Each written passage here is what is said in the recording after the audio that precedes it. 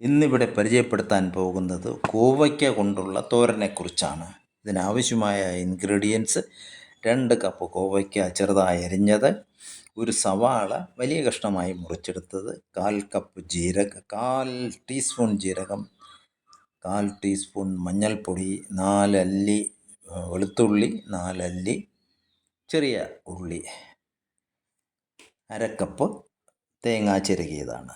ആദ്യമായി ഒരു പാനിലോ പാത്രത്തിലോ ഈ ചെറുതായി അരിഞ്ഞു വച്ച കോവയ്ക്ക കടുക് വറുത്ത ശേഷം അതിലിട്ട് നല്ലവണ്ണം ഇളക്കിയതിന് ശേഷം ആവശ്യത്തിന് ഉപ്പും ചേർത്ത് 1/2 ഗ്ലാസ് അല്ലെങ്കിൽ 1/2 കപ്പ് വെള്ളം ഒഴിച്ച് വീണ്ടും നല്ലവണ്ണം ഇളക്കി അടച്ചിടുക.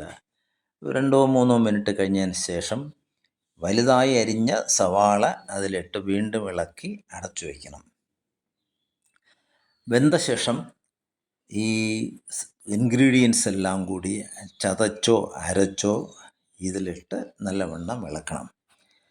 ഇളക്കിയതിന് ശേഷം ഒരു കറിവേപ്പില 2-3 മുറിച്ച് അതിനകത്ത് ഇട്ട് അടച്ചു വയ്ക്കണം. ഏകദേശം ഒരു 2-3 മിനിറ്റ് കഴിഞ്ഞതിന് ശേഷം ഈ വിഭവം കഴിച്ചു നോക്കാവുന്നതാണ്. ഏറ്റവും രുചികരമായത് ചോറിനോട് കൂടി കഴിക്കാൻ വളരെ രുചിപ്രദവുമാണ്.